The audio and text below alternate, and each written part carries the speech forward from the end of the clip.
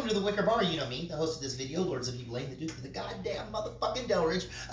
We're up in the kitchen this evening, so it is Friday. I'm going to cook dinner, and I'm going to make 2 different cocktails with this cucumber-infused gin that I put in the refrigerator back in October. It was ready in November. We never got into it, so I figured tonight would be a perfect night to delve into the cucumber gin.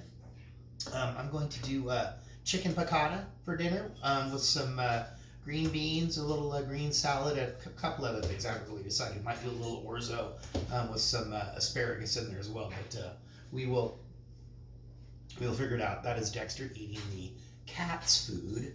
The cat being Hildy. And Dexter wonders why he keeps getting these allergic reactions. Anyway, focus for y'all. Focus. So I'm doing 2 cocktails this evening with our cucumber gin. The first one I'm doing is just going to kind of be like a cucumber gin daiquiri with the cucumber gin, some lime juice, and some simple syrup. The second one is going to be with the cucumber gin, some Campari, some orange juice, and some simple syrup. That one I got out of the book. This one, I mean, it's just, you know, a variation. If we had some mint leaves, we'd metal those in there and throw those in there and make that happen. So I'm gonna do this. We're gonna hit pause and we're gonna get on this little tutorial. So if you want to make the chicken piccata, get yourself out some chicken breasts, get a shallot, get some garlic, get a lemon, some lemon juice, and some capers and some flour, and we're gonna make it happen. Some chicken stock. Really easy. Okay, so let's get into the our cucumber daiquiri here. I know this is kind of, I did wash my hands. So we're doing a 4 ounces. And usually when I've done the cucumber infused stuff, I use a English cucumber. But those are substantially more expensive, much more expensive than a regular cucumber. So I just threw some regular cucumber in there, and I did leave the seeds and the juicy bits in there. So there's our 4 gin. We're going to do 3/4 of an ounce of lime juice. And then we are going to do 1.5 ounces of our simple syrup.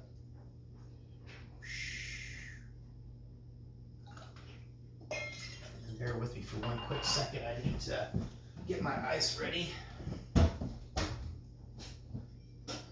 There we go. It's beginning to look a lot like Christmas. How's everybody doing on this Friday? I know I haven't made a video in a while. I'm trying to limit my content, you know, quality versus quantity. Plus we've been busy. Well, plus it was Thanksgiving, and I enjoyed a little too much on Thanksgiving, and then I went to a rock and roll show, and I enjoyed a little too much of the rock and roll show. So, you know.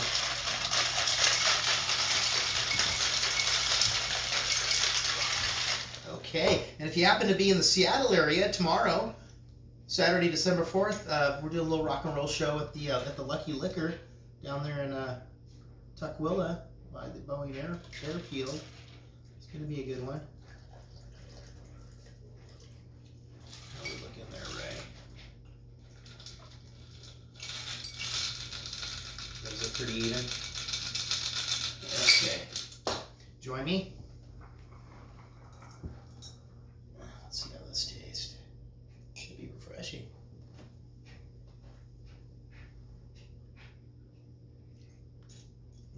That's nice. It's got a nice bit of cucumber in there. Well, so just hold tight. I'm gonna put some of these things away, and I'm gonna get out the stuff for making the dinner. It's a really quick dinner, and this technique. And yeah, I'll show you. It's easy. All right. So just hang tight. Enjoy your cocktail. Okay, so I've got my chicken out, and I've already gone and I cut the tenders. I kept the tenders off, that, you know, kind of underneath the breast there, because that just ends up being a problematic. I have some all-purpose flour, and I'm going to season the all-purpose flour, because you want to season it all. I don't know, a couple of teaspoons of. There we go. And then I'm going to dredge the chicken in the flour, and I'm going to put it on this little sheet pan here with a little rack in there, and then that's going to be able to set for a while. So here's how I do it. I'm starting at the thin end. You just go make a nice. You can almost do it like this, so you don't really need to pound it out, because I'm not gonna pound this out. And this is definitely gonna be more chicken for Rael and myself. Yeah, you just cut that in a nice strong bias, and then it's all nice and thin as well. And you can do this piccata recipe with chicken. You can do it with fish as well, or even with little cauliflower steak. You just need to pre-cook that cauliflower steak there. So that's really mad. I'm gonna go over here so mess this up, and then I am going to put a little salt and pepper on this stuff as well. Trying to only use my chicken hand on the chicken and not everything else, you know. Don't want to sully the deal. All right, here we go.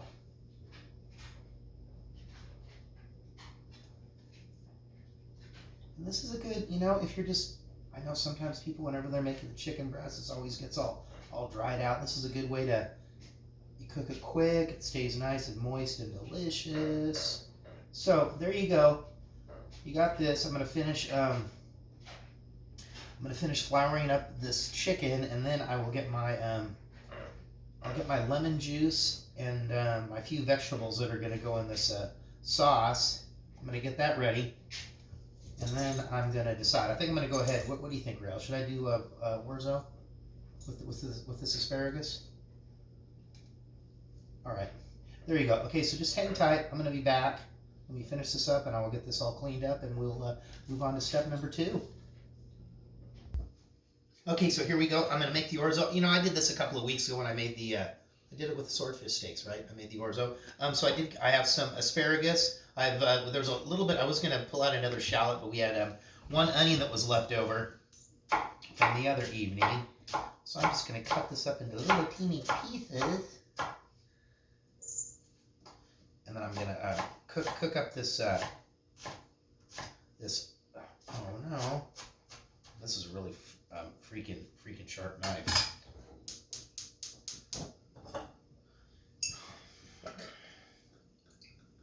I have our oven set to warm, so that when this chicken is done, I'm gonna just kind of leave it in the oven to warm up.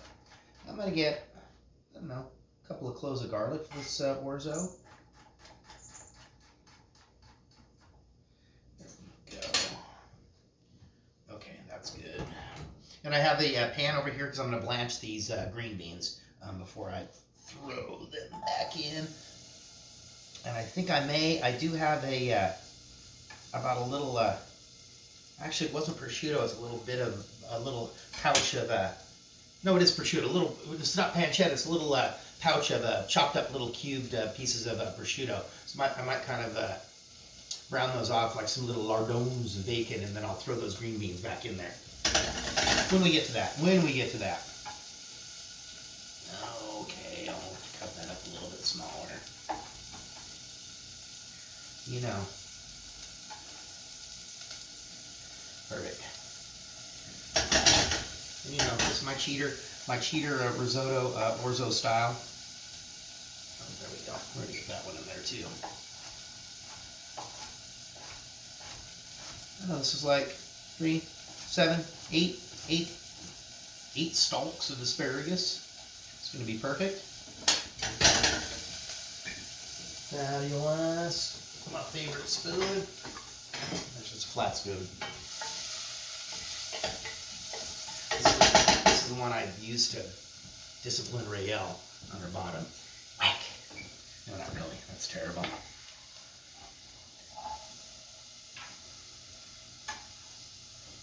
There we go. Where's our salt and pepper? Let's get a little bit of salt in there. A little bit of pepper in there.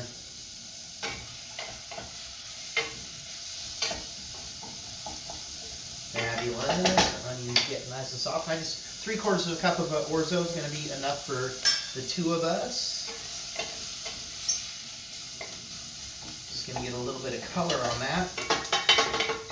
And let's see, I got my pan over here. And I will just go ahead and I will just reuse the same sheet pan when I put it in the oven.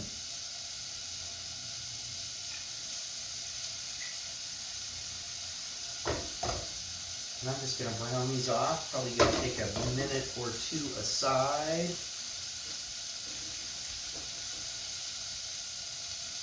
There we go. That guy in there.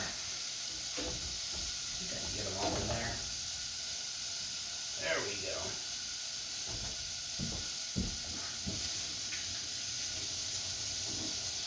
Gotta be safe. Get off them chicken juices.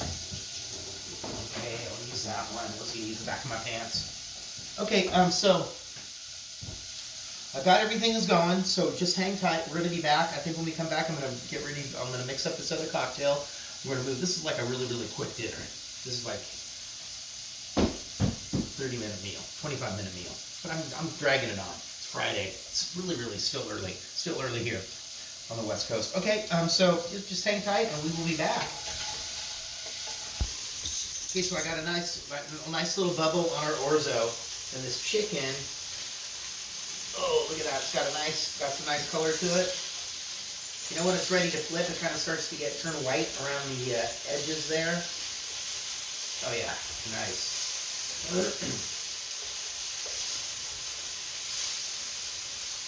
There we go. I'm gonna do 2 more minutes. That's gonna be good. All right, I just had to show you that, but just hang tight. I'm gonna be back. I'm gonna be ready to mix up that other cocktail. I can tell. Okay, we're back. Everything is going. The chicken is done. I have it warming in the oven.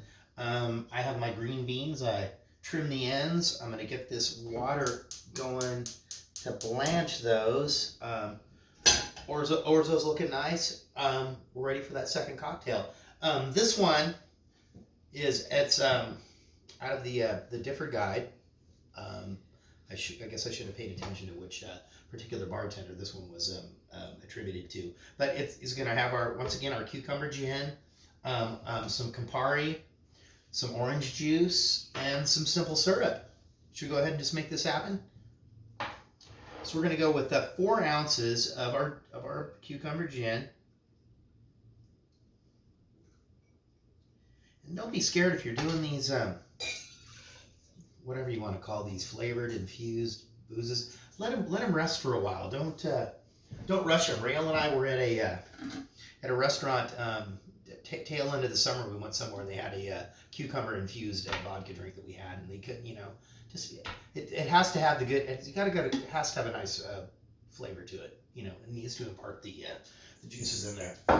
Okay, and then we're going to do 2 ounces of orange juice, and this was freshly squeezed from. When did we do that? Sometime last week. I don't remember. And then 2 OJ, 1 Campari. This is what's going to give it that little bit of bitter note to it. And 1 simple syrup. We were listening to some holiday music, but we can't play that. You can't play that on these videos, otherwise you'll get in trouble. A little bit of ice. Can you hear that? Those are the sounds of reindeer hoofs up on the roof of the house. Santa, he likes to stop by here a couple of weeks before Christmas. A couple of times he comes down. He needs to get away from the old lady every once in a while. You know what I mean? Let me get a little bit more in here. There we go. What did you just put in there? Oh, I just added a little bit more chicken stock to the orzo. So I did the, just like when you're doing risotto and you're cooking your risotto, you want to make sure that you're adding warm stock to your risotto. I do the same with the orzo. In a couple of weeks we do a in the risotto style, we do one that's with a root vegetable, where we do a little bit of carrot, a little bit of butternut squash, maybe turnip, parsnip, maybe a sweet potato, just whatever we have around. And that's also a very, very nice one. But same technique. Peace on earth. La da da da.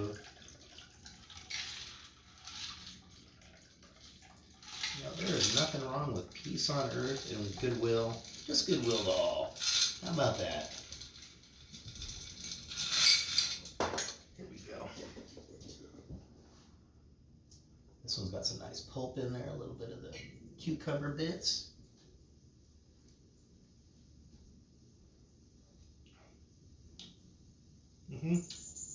That's nice. The Campari just adds a little bit. The last one may have been just a tad on the sweet side. All right, so whatever. Let's go ahead and throw these beans in there. Salted water, of course. We usually like to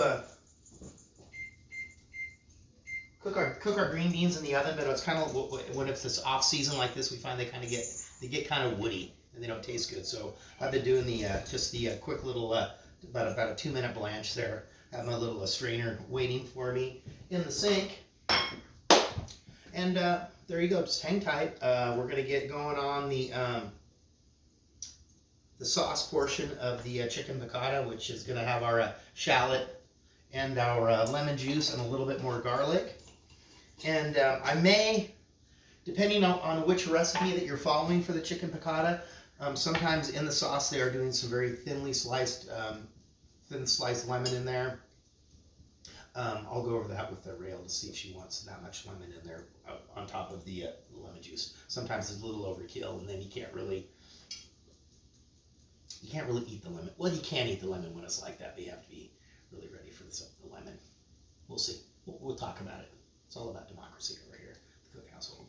I mean, at the Lord Zibby Blaine's doing the goddamn motherfucking Delridge Castle in Longfellow Creek. Okay, we'll be back. Hang tight.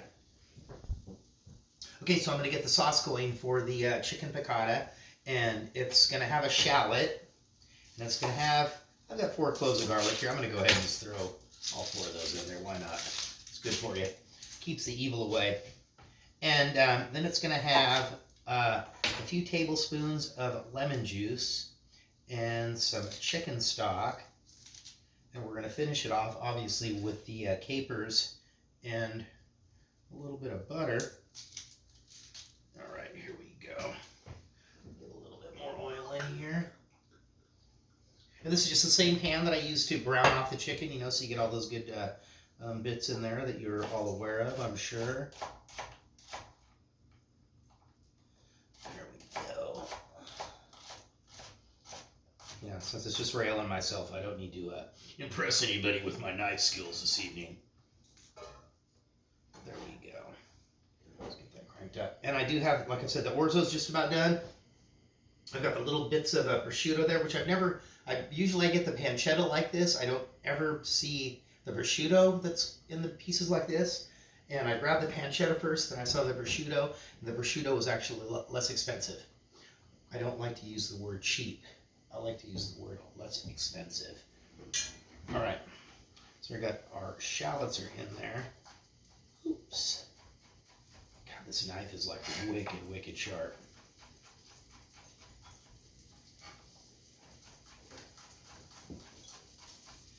Yeah, I wish we could play Christmas music. We were down in at the Nifty Thrifty in Shelton a few weeks ago, and I did pick up a 7-inch single that was a giveaway if you were purchasing a pack of Cools or Newports, a couple other cigarettes, and it's Louis Armstrong doing The Night Before Christmas. Very cool. So here we go. Yeah, all those little bits are getting nice. There we go. Shallot cooks up pretty quick. Shallot, really good thing to have in your pantry, if you may. Frosty the Snowman, to save us all from Satan's power when we have gone astray. Oh, tidings have come, joy. Oh, you just wait, man. We have barely begun. You probably don't know this, but I know how to play the recorder, and I can read music. I'm going to be busting out the Christmas jams. You just wait, I'm going to do a little solo. I'm going to do a solo concert here. Invite you all. Okay, well, that's for the sauce. I have a cup of chicken stock here. Let me go ahead and get this lemon juice ready.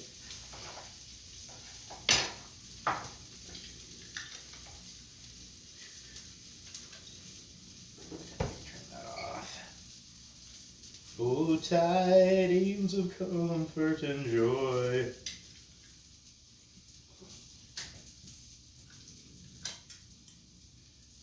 Sometimes I think we keep our house a little bit too warm because we leave the citrus fruit on the counter and it doesn't last very long.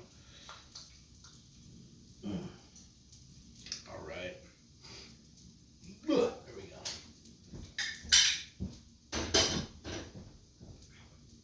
Cup of chicken stock.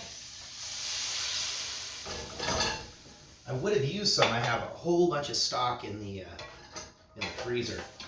Some delicious stock from the smoked turkeys from Christmas. Thanksgiving. Christmas. I don't know what we're going to do for Christmas. We're going to have brunch with our child and her SO. Anyway, so just hang tight. I'm going to finish up the sauce. I got the chicken stock on there. We want to cook the sauce down so it's almost the consistency of a heavy cream or a light white sauce. So it's going to take a while to cook it down. I'm glad we didn't do the lemon slices. I think that would have been a little too pica on the picata there, on the lengua, if you know what I mean. Okay, so hang tight. We're going to be back. Okay, so our chicken stock and lemon juice is reduced nicely, and I'm going to go ahead and throw our chicken in there that we had in the warming oven.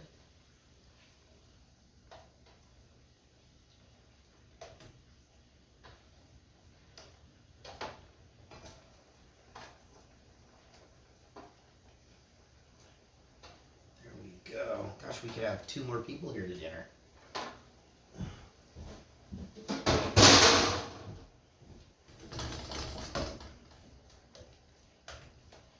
And then I have a tablespoon of capers and 2 tablespoons of butter that I'm going to go ahead and throw in here. And then when I finish it off, I'm going to finish it off with a couple of tablespoons of parsley. We did make our little green salad there, just a little romaine lettuce, some cucumber, and tomato. And we are very partial to these flavored vinegars. If you're, looking to cut your calories, and I guess like drinking vinegar now is a thing. So we usually do this, and we do a couple of shots of either, rice wine vinegar, apple cider vinegar, another vinegar, and then we wash that down with a little kombucha. Get your bowels flowing. I mean, is that what it's for? I'm not really exactly certain. I don't have a problem with that. Okay, hang tight. We're gonna be back. This is gonna come together really, really quick. All right, here we go. We are ready to make this happen. Cranked up the heat on those green beans. Those are good. Let me just throw in, of course, always I like to, we gotta throw some frozen peas in with our orzo. Oh. Alexa, pause. Man, we would have gotten busted. And I also will throw a little bit of cheese in this orzo as well. What kind of cheese? That's a little Romano that we had. That was good. That off.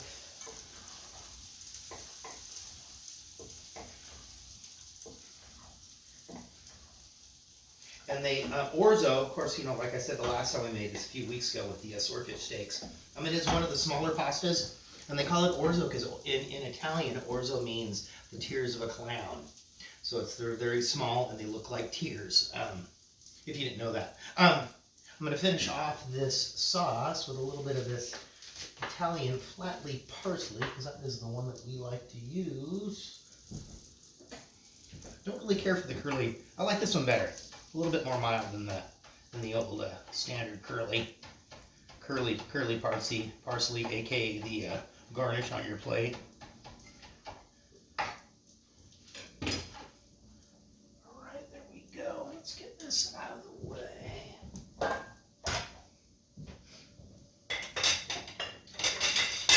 here we go. Sure those peas got warm through. Yeah, nice. Mm-hmm.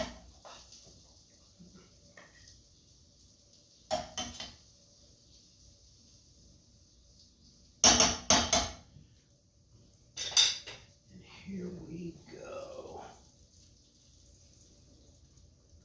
Get a little bit of that.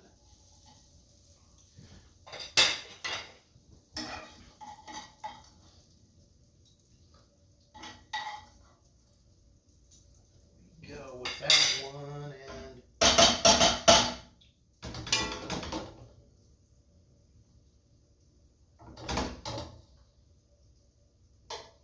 this is our, let me get over here a little bit,